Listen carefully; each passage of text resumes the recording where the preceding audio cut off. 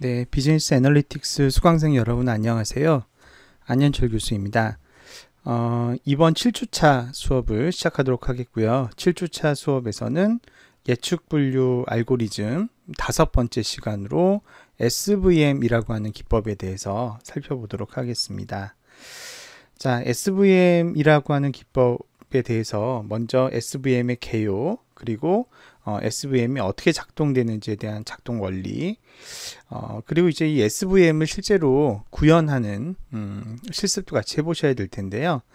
SVM은 그 오픈소스 소프트웨어가 있어요. 예, libSVM이라고 대만의 한 교수님이 만드신 오픈소스 소프트웨어가 있습니다. 그래서 이 소프트웨어를 중심으로 같이 실습하는 시간을 갖도록 하겠습니다. SVM 강의가 끝나면 오늘 배우는 이 SVM까지가 이분류 모형의 저희 사실상 마지막 알고리즘이 되는데요. 이 이분류 모형의 성능을 평가하는 다양한 지표들, 우리는 지금까지 이분류 모형의 성능을 얼마나 정확하게 맞췄는지에 대한 예측 정확도의 관점에서만 쭉 살펴봤는데, 사실은 이분류 모형의 성능을 평가하는 방법에는 훨씬 더 다양한 기준이 적용될 수가 있습니다. 그래서 이른바 혼동 행렬이라고 하는 개념, 그리고 민감도, 특이도, 뭐 이런 개념, 그 다음에 ROC 곡선, 그리고 AUROC와 같은 이분류 모형의 성능 평가 지수에 대해서도 마지막으로 함께 배워보는 시간 갖도록 하겠습니다. 자, SVM 시작하기에 앞서서 다시 한번 지금까지 우리 배웠던 알고리즘들을 한번 쭉 정리 한번 해보도록 하겠습니다. 제일 처음에 우리 분류 예측 알고리즘으로 뭐부터 시작을 했었죠? 그렇죠. 통계에 기반한 로지스틱 회귀 모형 판별 분석부터 시작을 했었죠. 이 로지스틱 회귀 분석, 판별 분석은 여러 가지 장점이 있는, 예를 들면 안정성이 높다라든가 뭐 이런 장점이 있는 그런 모델임에도 불구하고 결정적인 한계가 있었어요. 뭐였죠? 선형의 관계를 가정한다는 거였죠. 독립변수 X와 종속변수 Y 사이의 관계를 선형의 관계를 가정하기 때문에 실제로 이제 그 선형을 가정으로 하는 회귀 모형에 기반해서 그 방법들이 돌아가기 때문에 우리가 현재 살아가고 있는 복잡 다단한 비선형적인 세계는 충분하게 반영되지 못한다는 한계가 있었습니다. 그래서 그 한계를 극복하기 위해서 만들어진 알고리즘이 뭐다? 그렇죠. 인공신경망이라고 하는 알고리즘이었죠. 그래서 인공신경망은 비선형적인 패턴을 반영을 할 수 있어서 예측 정확도가 좋아요, 나빠요? 훨씬 더 좋아졌죠. 뭐 훨씬이라고까지 할 수 없고 보통 일반적인 경우에 최소 4~5% 정도는 높아지는 그런 효과를 가져왔어요. 그런데 인공신경망은 장점이 딱 그거 하나고, 사실 그거 하나는 아니고 하나 더 있지만, 뭐 그러니까 새로운 데이터가 들어왔을 때 처음부터 학습하지 않아도 된다는 거, 뭐 그런 장점은 있습니다만, 가장 핵심적인 장점은 사실상 그거 하나죠. 그죠? 예측 정확도가 높다는 장점 하나고, 단점이 너무너무 많았어요. 그죠? 가장 큰 첫 번째 단점, 데이터가 많아야만 적용이 가능하다. 그래서 데이터가 적당량밖에 없거나 한다고 하면 사실은 인공신경망이 충분히 학습되기 어렵다는 그런 한계가 있었고요. 뭐 블랙박스 시오리라는 한계도 있었고요. 그죠? 오버피팅에 취약하다라는 한계도 있었죠. 그죠? 뭐 단점이 굉장히 많았습니다. 임의로 설정해야 될 파라미터들도 너무 많았죠. 그죠? 모델러가 직관적으로 결정해야 될 파라미터도 너무 많았고요. 그런 한계가 있었고, 지난주에는 이제 약간 번외편으로 우리가 아주 극소의 적은 데이터로도 예측 결과를 산출할 수 있는 사례 기반 추론이라는 알고리즘, 그리고 분류 예측의 결과를 사람들이 이해하기 쉽게 표가 아니라 나무의 형태로, 트리의 형태로, 그리고 그 트리는 if된 룰의 집합으로 변환될 수 있는 의사결정 나무 기법에 대해서 지난주에 살펴봤습니다.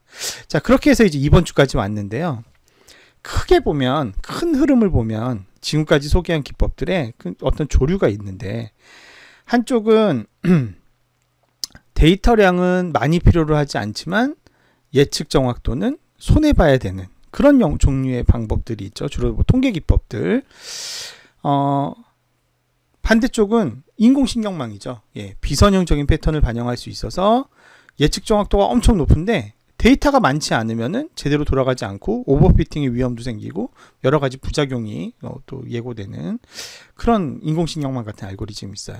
예. 그런데 만약에 이런 알고리즘이 있다고 한번 가정해 볼게요.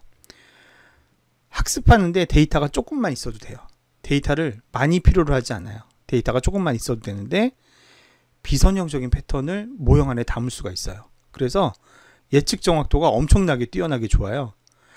보통 일반적으로 많은 실증 연구에서 나오는 결과를 비교해 보면 인공신경망과 비슷하거나 때때로는 인공신경망보다도 더 우수한 예측 정확도를 산출하는 그런 특성을 보이기도 해요. 적은 데이터로도 비선형 패턴을 반영할 수 있고 예측 정확도도 매우 뛰어난 알고리즘이 있다면 어떻겠어요? 완전 대박이죠.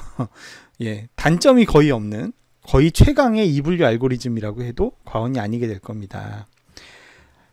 그 알고리즘이 바로 이번 시간에 여러분들과 함께 살펴보고자 하는 서포트 벡터 머신이라고 하는 SVM이라고 하는 방법이에요. SVM은 그럼 단점이 없냐? 결정적인 단점이 하나 있습니다. 아주 치명적인 단점인데요. 너무 어렵다는 겁니다. 이 SVM이라고 하는 방법은 러시아의 수학자들이 만들었어요. 우리가 보통 수학자 그러면은 우리랑 같은 세계에 사는 사람으로 안 보잖아요. 그죠? 뭔가 새로운 외계에 살 것 같고 실제로 이제 이 SVM 알고리즘 자체는 아주 복잡한 수식의 향연이에요. 솔직하게 말씀드리면 저도 SVM에서 사용되는 그 모든 수리적 알고리즘을 정확하게 이해하고 있지 못해요. 그래서 설명하기 굉장히 어려운데 그런데 이제 우리가 보통 수학자 그렇게도 막 경외감이 갔는데 또 다른 나라 수학자도 아니고 러시아의 수학자라고 하니까 이거는 뭐 아주 어려운 알고리즘이면 틀림이 없구나 이런 생각이 들겠죠. 그래서 아무튼 저도 이 방법에 대해서 아주 충분하게 다 이해하지 못하는데 우리는 사실은 뭐 알고리즘을 새로 개발하는 그런 뭐 수학자나 컴퓨터 공학자는 아니잖아요. 그죠?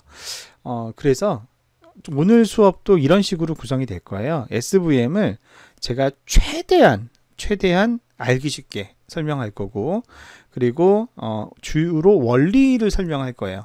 대략 이런 원리로 작동이 됩니다 라는 거. 근데 이 원리를 설명하는 이유는 하나예요.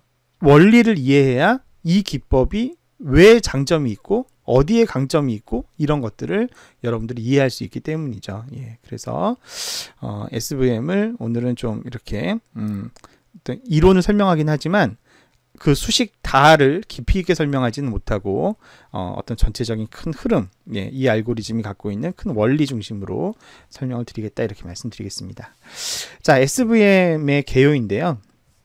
SVM은 처음에 1992년에 보우저 구현, 그 다음에 뱀닉, 이 뱀닉이란 사람이 핵심이에요. 뱀닉이란 사람이 셋이서 공저해서 1992년에 논문으로 발표를 했습니다.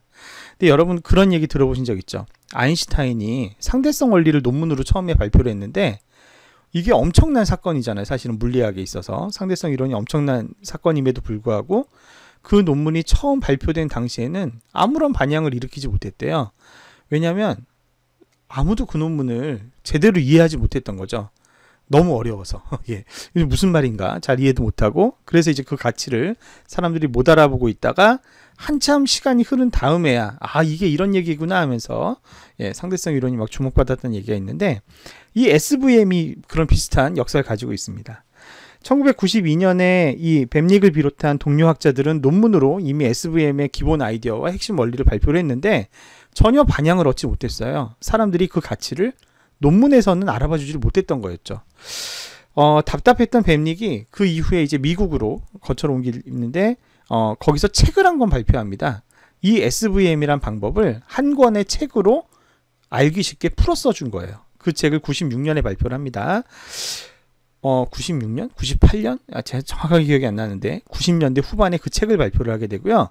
그 책이 계기가 됩니다. 그러면서 제일 먼저는 역시 공학도들 이런 사람들이 이제 그 책의 내용을 보고 이게 이런 아이디어인가?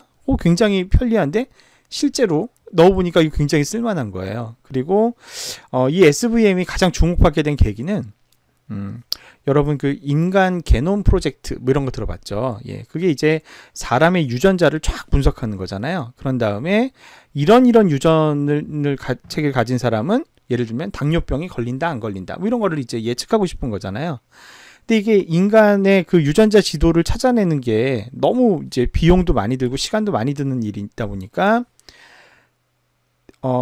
유전자 지도로 이렇게 유전자가 파악된 사람의 개체 수는 몇 명 안 되는데 우리는 이제 이런 특징이 있는 사람이 당뇨병에 걸릴까 안 걸릴까 아니면 이런 유전병에 걸릴까 안 걸릴까 이거를 예측은 하고 싶은 거예요. 그러니까 데이터는 별로 적은데 예측은 정확하게 하고 싶은 그런 문제죠. SVM이 적용되기에 딱 좋은 그런 문제였던 거예요. 그 문제를 아니나 다를까 실제로 SVM을 적용해서 예측을 해보니까 굉장히 만족할 만한 예측 정확도로 예측을 할 수 있더라라는 게 네이처진과 사이언스진가 하는 그쪽 공학 분야의 아주 유명한 학술지에 발표가 되면서 아, 사람들이 SVM이라는 게 대단하구나 라는 걸 알게 됐죠. 우리 경영 분야는 그 이후에 이제 들어오기 시작해요. 2001년, 2002년 이때부터 슬슬 경영 분야에서도 SVM을 활용한 논문이 발표되기 시작하는데 제일 먼저 발표된 쪽은 역시 금융, 재무 이쪽이에요. 기업의 부도 예측, 주가 예측 이런 데서 제일 먼저 SVM을 받아들이기 시작했고요. 그리고 나서 이제 점차 뭐 마케팅이나 다른 분야의 문제 해결에도 SVM이 점점 확산되어 가는 그런 형태로 연구가 진행이 됩니다.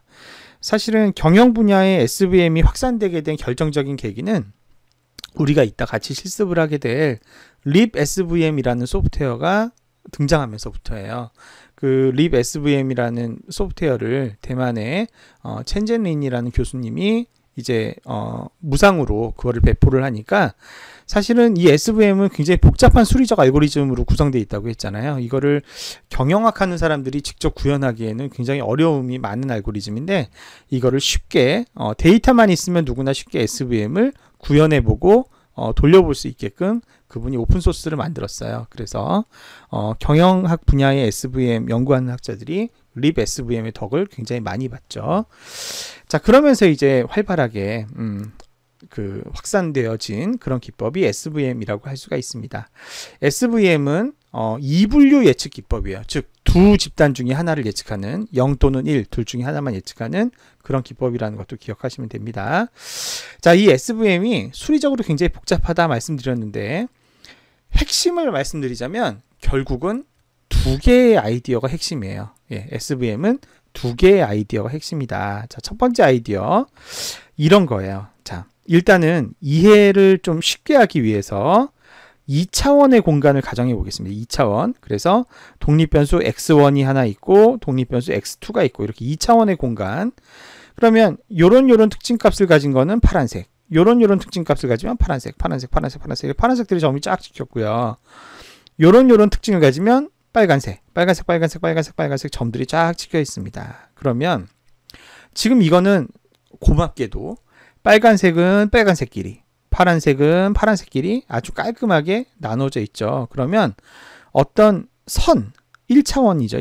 1차원 직선 하나를 쫙 그으면 빨간 놈은 빨간 놈끼리, 파란 놈은 파란 놈끼리 싹 나눌 수가 있을 거예요. 그죠? 그런데 이 직선을 이렇게 그어도 빨간 건 빨간 것끼리, 파란 건 파란 것끼리 나눌 수 있고, 요렇게 그어도 빨간 건 빨간 것끼리, 파란 건 파란 것끼리 이렇게 나눌 수 있고, 이 직선의 방향이 여기 제가 이렇게 막 예시로 그린 것처럼 경우의 수가 굉장히 많이 있을 수 있잖아요. 이렇게 그어도 되고, 이렇게 그어도 되고, 이렇게 그어도 되고 하는 것처럼 우리 예전에 회귀 모형, 회귀식 찾을 때랑 비슷한 상황이죠. 리니어 세퍼레이터들은 굉장히 다양한 것들이 있을 수 있는데 이 중에 가장 최적의 가장 우수한 그런 리니어 세퍼레이터를 하나만 선택한다면 어떤 걸 골라야 가장 옵티멀하다고 할 수 있을까? 여기서부터 고민을 시작했던 거예요. 어떻게 나누면 가장 옵티멀한 리니어 세퍼레이터가 될까? 자, 이거를 고민을 했는데 이 뱀닉을 비롯한 이 SVM을 개발한 이 학자가 낸 아이디어는 이 아이디어를 쓰면 된다는 거예요. Maximum Margin Classification이다. 즉 마진을 최대화하는 어떤 선이 있다면 그 선이 가장 최적의 리니어 세퍼레이터다라고 얘기를 했습니다. 이게 무슨 얘기냐? 자, 예를 들어서요. 여기 왼쪽 그림 한번 보세요. 어떤 선이 이렇게 쫙 갔으면 이 선대로 간다고 하면 어떻습니까? 빨간 점은 빨간 점끼리, 파란 점은 파란 점끼리 쫙 나눠지죠. 그런데 이 선으로부터 쭉 이렇게 평행 이동을 했을 때 경계에 있는 빨간 점, 그 다음에 이 선을 쭉 평행 이동했을 때 경계에 있는 파란 점이 있을 거 아닙니까? 그러면 빨간 점은 여기서 만나고 파란 점은 여기서 만나면 요 빨간 점과 파란 점 만나는 요 가운데를 쫙 나누면 빨간 점은 빨간 점끼리, 파란 점은 파란 점끼리가 쫙 나눠지잖아요. 그런데 지금 그거를 나누는 요 폭, 이 폭을 마진이라고 하죠. 이 폭은 지금 현재 요만큼의 사이즈를 차지해요. 그런데 기울기를 이렇게 하지 않고 기울기를 다른 방향으로, 지금 요 빨간 점, 파란 점이 그대로 똑같이 온 겁니다. 요거를 살짝 비틀면 요렇게 선을 그었을 때, 요렇게 선을 그었을 때 쭉 수평이동해서 만나는 경계선에 있는 빨간 점은 요 점이고요. 쭉 수평이동했을 때 경계선에서 만나는 점은 얘하고 얘예요. 얘하고 얘 두 개. 이렇게 하나, 둘, 세 개의 점이 경계선상에 있게 되고, 그렇게 했을 때 요 가운데를 지나게 이렇게 나누면은 보세요. 여기의 마진과 여기의 마진 비교해 봤을 때 누구의 마진이 더 커요? 얘 마진이 더 훨씬 크죠. 실제로 요 점들을 가지고 이렇게도 나눠보고 저렇게도 나눠보고 마진을 계속 계산해 보시면 요렇게 그어서 나오는 요 마진, 요게 맥시멈 마진이에요. 마진을 가장 크게 만들어주는 거죠. 그러면 요렇게 나누어진 세퍼레이터보다 요렇게 나누어진 세퍼레이터는 어때요? 더 멀리 떨어져 있는 세퍼레이터잖아요. 그러니까 이 세퍼레이터가 더 효과적인 분류기가 될 것이다 라는 논리가 바로 맥시멈 마진 클래시피케이션이에요. 여기까지 들으면 굉장히 합리적이죠, 그죠? 예, 고개를 끄덕이게 하는 맞는 얘기다, 이렇게 이해할 수가 있을 겁니다. SVM의 첫 번째 핵심 아이디어는 맥시멈 마진 클래시피케이션으로 나누겠다라고 하는 거예요. 근데 지금 우리는 이해를 돕고자 2차원에서 이걸 설명했는데, 실제 우리 독립변수 X는 두 개만 있진 않잖아요. 뭐 3개가 있을 수 있고 4개가 있을 수 있고 5개가 있을 수 있고 100개가 있을 수도 있죠. 그래서 자, 지금부터는 이제 상상의 나래를 펴셔야 돼요. n차원에, 지금 이게 이렇게 있으니까 마치 2차원에 있는 것 같아 보이지만 이 2차원이 아니라 뭐 8차원이 될 수도 있고 100차원이 될 수도 있고, 독립변수가 뭐 30개 있으면 30차원이 될 수도 있고, 어떤 n차원의 공간에 빨간 점들이 이렇게 쫙 퍼뜨려져 있는 거고요. 파란 점들이 이렇게 쫙 퍼뜨려져 있을 때 수학적으로 초평면이란 개념이 있어요. 하이퍼플레인이란 개념. 자, 우리가 아까 2차원일 때는 뭘로 나눴어요? 선으로 나눴잖아요. 선은 몇 차원이에요? 선은 한 개의 차원만 있는 1차원이죠. 그죠? 2차원에서의 하이퍼플레인은 1차원이 되는 거고요. 만약에 1차원상에 뭐가 있다, 그런데 하이퍼플레인을 찾는다, 그러면 1차원의 하이퍼플레인은 0차원인 점이 돼요. 점. 예, 이렇게. 그러면 4차원은 어떻게 될까요? 4차원의 하이퍼플레인은 3차원인 공간이 되고요. 그래서 하이퍼플레인이라는 거는 n차원이라고 하는 어떤 공간이 있을 때 n-1차원의 공간이 하이퍼플레인으로 정의가 되는데, 이게 지금 우리가 어떻게 표현할 방법이 없어요. 여기서는 그냥 선으로밖에 표현할 수가 없죠. 어떤 이런 선형 관계를 갖는 어떤 하이퍼플레인 식이 이렇게 있다고 하면, 그 하이퍼플레인과 요 경계선에 있는 점들 사이의 요 거리가 어떻게 되게 맥시마이즈 되게, 맥시마이즈 하게 되게 어떤 하이퍼플레인을 찾는다면 이게 아주 가장 잘 클래시파이 하는 것일 것이다 라는 것이 맥시멈 마진 클래시피케이션의 오리지널 정의가 되겠습니다. 예, 오리지널 정의가 되겠고요. 그래서 이걸 이제 수학적으로 푸는 거예요. 그래서 예를 들어서 어떤 좌표가 있다고 했을 때, 그리고 이 초평면을 요런 어떤 식으로 선형식으로 표현한다고 했을 때 좌표의 거리 r은 요렇게 우리가 계산을 할 수가 있게 되겠고, 그렇다면 이제 식을 좀 단순하게 하기 위해서 이제 여기서부터 수식들이 이제 막 난무하게 됩니다. 가정을 하는 거예요. 가정. 그래서 만약에 어떤 초평면이 있고, 이 초평면이 이 거리를 맥시마이즈 하는 초평면이라고 하고, 근데 이제 이거를 이제 이 거리를 맥시마이즈 하려면 어떤 제약 조건이 있어야 되잖아요. 그래서 제약 조건에 가정을 두는 거예요. 모든 데이터가 이 하이퍼플레인으로부터 최소 1 이상의 거리로 떨어져 있다라고 가정을 하면 요 이제 빨간색으로 표시된 집단, 즉 yi가 1인 집단은 요 초평면이 네, 거리를 넣었을 때 1보다 크거나 같아야 되고요. 그죠? 그 다음에 요 파란 점으로 나오는 것들은 마이너스 1보다 작아야지. 그죠? 플러스 1이면 이렇게 쉬프트 하는 거고, 이게 0이니까요. 마이너스 1이면 이렇게 쉬프트 하게 되는 건데, 요거보다 작은 놈들이 파란색이고, 요거보다 큰 놈이 빨간색이고, 이렇게 제약식을 만들 수가 있고요. 그리고 아까 이제 거리를 계산하는 요 좌표와 요 하이퍼플레인 사이의 거리를 이렇게 이제 도출할 수 있다라고 했는데, 요 식을 이용해서 잘 정리를 하면 그때의 마진은 요렇게 간단한 수식으로 정리가 될 수 있는 거예요. 요렇게 가정을 한다면 그래서 결국은 최적의 우리는 이 하이퍼플레인을 구성하는 가중치와 이 바이어스를 찾는 건데, W와 B를 찾는 건데, 뭐가 맥시마이즈 되는? 요 마진이, 그죠? 마진이 맥시마이즈 되는, 모든 좌표에 대해서 마진이 맥시마이즈 되는, 이때의 이제 제약 조건은 요거 하나, 이렇게.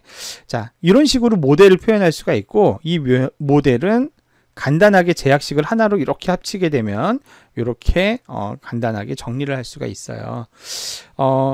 말씀드렸지만 수식 하나하나를 다 복잡하게 설명드리진 않을 거예요. 여기의 원리까지만 이해하시면 돼요. 사실은 여기까지만 이해하시면 돼요. 맥시멈 마진 클래시피케이션을 한다라는 거. 자, 그런데 여기서 중요한 포인트가 있어요. 자, 그러니까 SVM은 결국은 요걸 찾고자 하는 게 핵심인데, 요렇게 빨간 점은 빨간 점끼리, 파란 점은 파란 점끼리를 싹 모으게 해주는 요 초평면을 찾는 게 핵심인데, 이 초평면을 구성하는 W와 B를 찾는 게 목적인데, 이거를 계산할 때 지금 뭐만 고려했어요? 경계선상에 있는 요 빨간 점, 요 파란 점, 요 파란 점, 이렇게 세 개만 고려하죠. 이런 점들은 지금 고려해야 안 해요. 전혀 고려하지 않아요. 요거를 찾는데 전혀 활용되지 않죠. 얘는 얘들로부터만 이렇게 거리를 맥시마이즈해서 떨어뜨리면 되기 때문에 요런 점들은 있어도 안 쓰는 데이터입니다. 있어도 안 쓰는 데이터. 오로지 경계선상에 있는 요런 점들만 이 초평면을 찾는데 활용하게 되는데, 이 경계선상에 있는 중요한 점들, 요 세 개, 동그라미 치는 요 세 개를 SVM에서 뭐라고 부르냐면 서포트 벡터라고 불러요. 이 명칭이 서포트 벡터 머신이 된 게 요것들을 우리가 서포트 벡터라고 부르기 때문에 SVM이라고 부르게 된 거예요. 서포트 벡터들. 자, 그래서 여기서 이제 SVM의 중요한 첫 번째 특징을 하나 알 수 있어요. 데이터를 내가 1000개를 줘도 1000개 중에서 뭐만 고려하는 거예요? 경계선에 있는 소수의 몇 개만 고려해요. 내가 10,000개를 줘도 10,000개의 데이터를 다 써요, 안 써요? 안 써요. 그 중에 경계선상에 있는 점들만 몇 개 사용해서 얘를 찾아요. 100만 개를 줘도 100만 개를 다 쓰지 않는다는 거죠. 경계선상에 있는 것들만 사용을 하는 방법이에요. 그러다 보니까 SVM은 데이터를 많이 주는 게 의미가 있다 없다? 물론 데이터를 많이 주면 그 중에서 경계선들을 더 잘 찾을 수 있으니까 조금 더 의미는 있겠죠. 하지만 데이터 수에 그렇게 영향을 받지 않아요, SVM은. 그래서 여기서 알 수 있는 SVM의 첫 번째 장점보다 데이터가 적어도 모형의 성능은 우수할 수 있다. 왜냐하면 뭐만 고려하니까 서포트 벡터들만 모형을 구축할 때 고려하기 때문에. 자, 그것만 이제 기억을 하시면 돼요. 그게 이제 가장 핵심적인 아이디어예요, 여기서. 자, 그렇게 해서 이제 맥시멈 마진 클래시피케이션을 하는데, 그 수식이 이렇게 유도되는데, 자, 근데 앞에서 보셨을 때, 야, 이건 좀 말도 안 되는 가정인 것 같은데 했던 게 이거 아닌가요? 우리가 실제로 데이터를 나누다 보면 어떻게 빨간 점은 빨간 점끼리, 파란 점은 파란 점끼리 이렇게 깔끔하게 나눠져 있겠어요? 요 안에 막 파란 점이 들어가 있기도 하고, 요 안에 빨간 점이 들어가 있기도 하고, 이렇게 예외적인 경우들이 막 생기겠죠. 대체적인 패턴은 있을 수 있지만, 이렇게 그 대체적인 패턴을 따르지 않는 일종의 아웃라이어 같은 애들이 있을 수 있단 말이에요. 그래서 실제 요 식에다가 여유 변수라고 하는 걸 하나 도입합니다. 여유 변수라고 하는 거.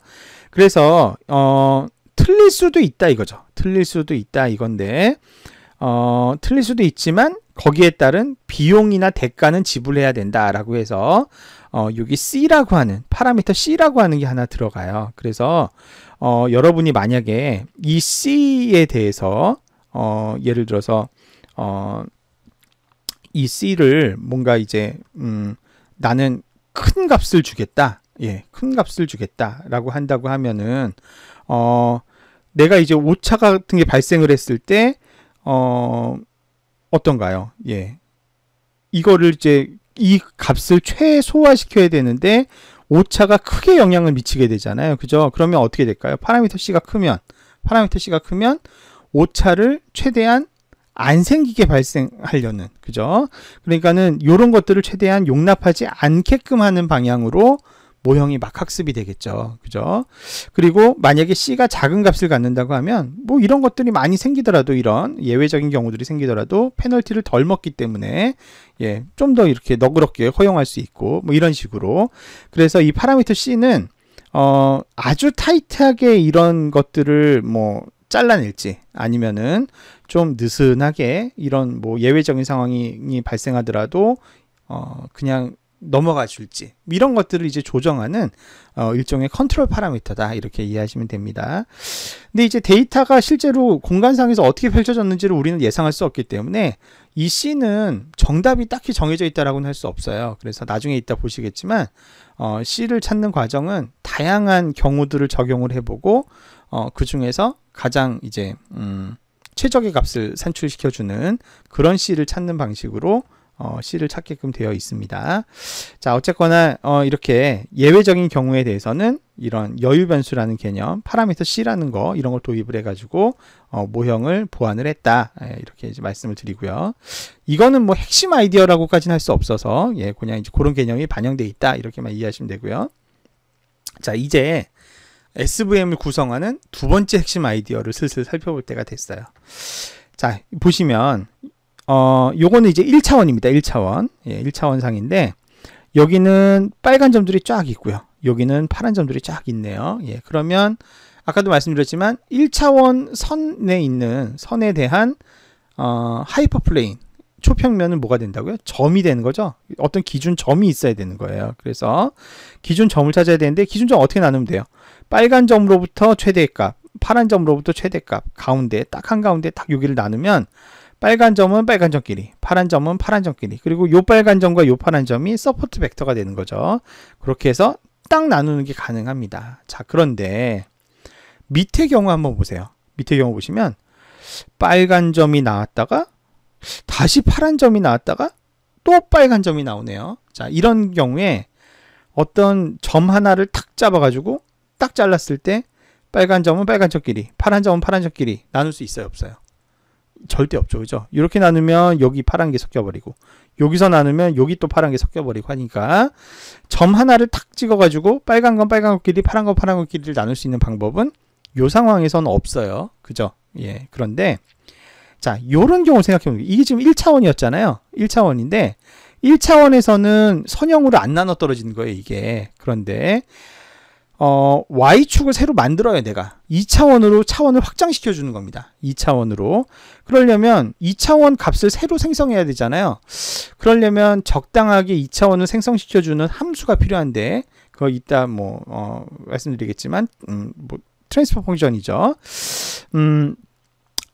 여기서는 x제곱이라는 함수에 대응을 시켜보도록 하겠습니다. 그러면 우리 중학교 때 이 x제곱 2차원 함수 배우셨겠지만 어떻게 됩니까? 요거의 제곱은 요만큼, 요거의 제곱은 이만큼, 이거의 제곱은 더 크게, 요거의 제곱은 더 크게 해서 요렇게 그릇 모양으로 요렇게 펼쳐지죠? 요렇게 그릇 모양으로 펼쳐져요. 그렇게 되면 아까는 1차원이었지만 이제는 2차원이 됐잖아요. 2차원이 되면 하이퍼플레인은 뭐가 돼요? 선이 되죠, 선.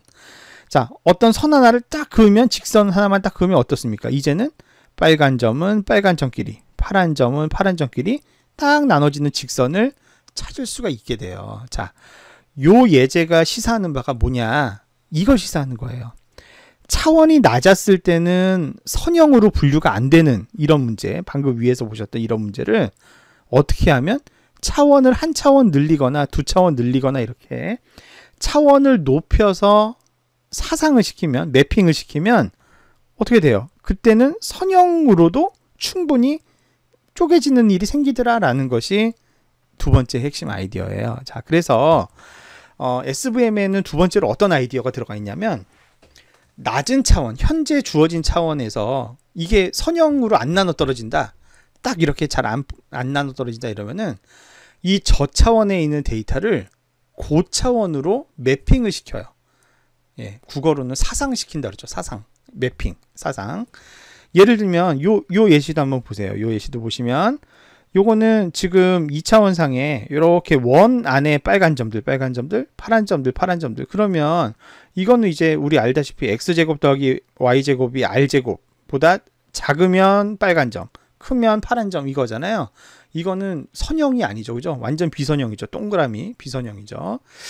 2차원상에서는 비선형인 이 문제를 어떻게 적절하게 변환을 시키는 거예요. 그러면 얘네들이 이렇게 뿌려질 수가 있단 말이죠. 공간상에 3차원 공간상에 이렇게 뿌려지게 되면 그때는 2차원 평면으로, 하이퍼플레인은 3차원 공간에서는 2차원 평면이 하이퍼플레인이 되니까 2차원 평면을 이렇게 나눠서 칼로 자르듯이, 두부 자르듯이 딱 자르면 이제는 빨간 점은 빨간 점끼리, 파란 점은 파란 점끼리도 나눠질 수 있다. 이렇게 저차원에서는 비선형 문제인 것이 차원을 고차원으로 사상시키면 그때는 선형으로도 분류가 가능하다라는 것이 SVM의 두 번째 아이디어입니다. 그래서 요거 이제 간단하게 정리해서 표현한다면 mapping into higher dimension이에요. 더 높은, 더 고차원으로 매핑하는 아이디어인 거죠. 근데 이렇게 차원을 고차원으로 사상해서 이렇게 나눈 다음에 그 결과는 다시 어떻게 해야 돼요? 원래 차원으로 돌아와서 해석할 수 있어야 되죠. 그래서 고차원으로 갔다가 다시 저차원으로 돌아올 수 있는 역함수가 존재하는 함수로만 이렇게 차원을 사상시킬 수가 있는데, 그거를 만족시킬 수 있는 그런 전이 함수들, 트랜스포 함수들을 우리가 뭐라고 부르냐? SVM에서는 커널 함수라고 불러요. 커널 함수. 고차원으로 전이했다가 다시 본래 차원으로 돌아올 수 있는 그런 역함수를 가질 수 있는 특정한 함수들을 말하는데, SVM에서 사용되는 커널 함수로는 선형 커널 함수가 있고요. 선형 함수. 아까 뭐 x제곱 썼었잖아요. 이런 것처럼 2차원 다항식 함수, 뭐 폴리노미알이라고 해요. 영어로. 다항식 함수를 쓸 수도 있고요. 그 다음에 이제 가우시안 RBF라고 하는 요런 형태의 함수도 있고요. 그 다음에 뭐 툴레이어 퍼셉트론 뭐 이런 이름의 커널 함수도 있습니다. 그런데 일반적으로 제일 많이 쓰는 거는 위에 요 세 가지를 많이 씁니다. 선형 함수, 폴리노미알 다항식 함수, 그 다음에 가우시안 RBF 함수, 요 세 개를 제일 많이 사용한다. 이렇게 이해하시면 되겠습니다. 자, SVM 구현을 위한 소프트웨어로는 아까 말씀드린 그 libSVM 요 사이트가 아까 말씀드린 그 첸진린이라고 하는 대만 대학 교수님의 개인 홈페이지고요. 여기 이제 libSVM이 최근에는 거의 1년에 한 번 정도씩 계속 꾸준히 업그레이드 하시는 것 같아요. 프리웨어로 여기서 다운받아서 할 수도 있고요. 그 다음에 예전에 이제 클레멘타인이라고 불렸던 IBM SPSS에서 나오는 그 전문 데이터 마이닝 툴인 모델러라는 데에도 SVM이 탑재되어 있고요. 그 다음에 SES Eminer 뭐 얘도 SVM이 이제는 탑재가 되어 있고, 이거 말고도 뭐 파이썬 버전도 있고 R 버전에도 있고 다 있어요. 이제는 SVM이 많이 이제 보편화돼서 사용이 되고 있다. 이렇게 이해하시면 되겠습니다. 자, 그래서 한번 정리를 해보면 SVM은 결국 두 가지 핵심 아이디어를 갖고 있는 거예요. 첫 번째는 어떻게 한다? 맥시멈 마진 클래시피케이션을 한다. 그죠? 근데 이 맥시멈 마진 클래시피케이션을 할 때 어떤 데이터만 고려해요? 서포트 벡터들만 고려한다는 거예요. 경계선상에 있는. 그러다 보니까 데이터의 양이 많이 필요하다, 조금 필요하다? 조금만 있어도 되는 거죠. 굳이 많지 않아도 이 모델은 잘 돌아간다라는 거가 장점이고, 두 번째, 기본적으로 SVM은 발상을 전환했다는 점이 특징이에요. 인공신경망 같은 경우에는 그 망의 구조 자체를 비선형으로 복잡하게 만들어서 그 복잡한 망을 학습시키려고 그렇게 막 복잡하게 연산을 막 수행을 했던 거잖아요. 근데 SVM은 그게 아니라 전체 데이터를 어떻게 해요? 고차원으로 확 뿌려버려요. 저차원에서 선형으로 안 나눠 떨어지면 고차원으로 확 뿌려버린다는 거죠. 그러면 어때요? 아무래도 넓은 공간에 펼쳐지니까 선형 함수로 그때는 나누어도, 선형 하이퍼플레인으로 나누어도 이 두 집단의 특징에 따라서 이렇게 확연하게 잘 나눠질 확률이 훨씬 더 높아진다는 거죠. 그래서 예를 들면 2차원 데이터인데 3차원 데이터로 높여서 해보는 거예요. 근데도 여전히 잘 안 나눠 떨어진다. 4차원. 그래도 안 된다. 5차원, 6차원. 더 고차원으로 뿌리는 거죠. 그러면 그때 돼서는 어떤 적절한 선형 하이퍼플레인을 찾으면 기가 막히게 잘 나눠 떨어질 수도 있다라는 게 SVM의 핵심 아이디어입니다. 자, 그래서 SVM의 장점을 보면 인공신경망은 전에도 말씀드렸지만 연산이 굉장히 많이 들어간다고 했잖아요. 왜냐하면 데이터 하나하나에 대해서 계속 웨이트 조정하고 또 학습하고 막 이렇게 해야 되니까 굉장한 양의 컴퓨팅이 소요된다고 했는데, SVM은 뭐 이따가 실습할 때 또 확인하시겠지만 굉장히 금방 끝나요. 예, 컴퓨테이션 타임이 굉장히 적다는 장점이 있고, 반면에 얘도 비선형 패턴을 반영해서 예측을 할 수 있잖아요. 단 비선형을 직접 나누는 게 아니라 고차원으로 사상해서 선형으로 나누는 거긴 하지만 어쨌거나 비선형 분류를 SVM도 할 수 있단 말이에요. 그래서 하이 퍼포먼스, 예측 정확도가 굉장히 높다는 장점이 있어요. 자, 그리고 여기 보면 구조적 위험 최소화의 원칙을 실현하고 있다, 이렇게 구현하고 있다 얘기를 했는데, 이거에 반대되는 개념이 Empirical Risk Minimization이에요. 엠피리컬은 경험적인, 선험적인 이런 뜻인데, ERM, Empirical Risk Minimization의 대표적인 방법이 지난번에 배웠던 인공신경망 기법이에요. 인공신경망은 학습 데이터 한 건 한 건을 경험해 가면서 그거에 맞춰서 웨이트를 조금씩 이렇게 조정을 하잖아요. 그러다 보니까 어떤 위험이 커요? 오버피팅의 위험이 굉장히 크죠. 그죠? 그런데 SVM은 아까도 보셨지만 그렇게 나누지 않죠. 어떻게 합니까? 고차원상에다가 점들을 쫙 뿌려버리잖아요. 그죠? 그런 다음에 그 고차원상에 뿌려진 점들을 전체적으로 보면서 가장 잘 나눌 수 있는 어떤 선형 하이퍼플레인 하나를 딱 찾아내잖아요. 이거는 전체 데이터의 분포를 보고 그거를 한꺼번에 설명할 수 있는 가장 구조적인 최적의 하이퍼플레인을 찾는 알고리즘이니까 여기 구조적인이란 말이 들어간 거예요. Structural Risk Minimization 원칙을 따른다. 그래서 뭐에 대한 위험이 거의 없다? 오버피팅에 대한 위험이 거의 없는 알고리즘이다라는 것이죠. 그 다음에 컨트롤할 파라미터가 거의 없어요. 우리 인공신경망 때 생각해 보시면 뭐 활성함수를 뭘로 할 거냐, 뭐 은닉층은 몇 개를 할 거냐, 은닉층 노드수는 몇 개를 할 거냐, 학습률은 얼마로 할 거냐, 모멘텀률은 뭐 데이터 학습은 언제 끝낼 거냐, 다 일일이 다 설정했어야 됐잖아요. SVM에서는 잘 생각해 보세요. 뭐 있었어요? 제일 처음에 얘기했던 요 파라미터 C, 그죠? 예, 얼마나 페널티를 세게 줄 것이냐, 잘못 분류한 거에 대해서 페널티를 세게 줄 것이냐, 조금 줄 것이냐에 대한 이 코스트 파라미터 C. 그 다음에 여기 커널 함수 이 셋 중에 뭐 쓸 거냐, 그리고 커널 함수를 혹시 이 다항식을 쓰거나 가우시안 RBF를 쓰면 다항식의 경우에는 이거를 이제 제곱으로 할 거냐, 세제곱으로 할 거냐, 네제곱으로 할 거냐 하는 파워 D를 결정해야 되고요. 그 다음에 이제 가우시안 RBF를 쓰면 여기 시그마 제곱이라고 하는 조절 파라미터가 있어요. 요 정도? 그러니까 커널 함수 안에 들어가는 이런 변수 한두 개, 여긴 아예 없어요. 선형에는 아예 있지도 않아요. 예. 그 다음에 파라미터 C, 이 정도만 설정하면 더 이상 컨트롤할 파라미터가 아예 없어요, 얘는. 그러니까 훨씬 더 적은 파라미터만 세팅을 해줘도 금세 결과를 받을 수 있다는 장점이 있죠. 자, 그리고 적은 양의 학습 샘플만 가지고도 학습이 충분히 잘 이루어진다는 것도 SVM이 갖고 있는 중요한 장점 중에 하나다, 이렇게 얘기할 수가 있습니다. 여기 이 논문은 뭐 관심 있으시면 한번 검색을 해 보실 수도 있겠는데, 이화여대 신경식 교수님 연구팀에서 2005년에 어떤 실험을 했냐면, 기업의 부도 예측을 하는데요. 예를 들면 데이터가 원래 뭐 10,000건 있었다. 그러면 이거를 일부러 인위적으로 데이터 샘플을 줄여보는 거예요. 10,000건으로도 해보고 5,000건으로도 해보고 3,000건으로도 해보고 1,000건으로도 해보고 500건으로, 이런 식으로 데이터의 개수를 서서히 줄여나갑니다. 그랬을 때 SVM과 인공신경망이 얼마나 성능이 감퇴되는지를 쭉 패턴을 분석해 봤어요. 그랬더니 아니나 다를까 인공신경망은 학습 데이터가 이렇게 줄어들면은 급격히 예측 정확도가 떨어져요.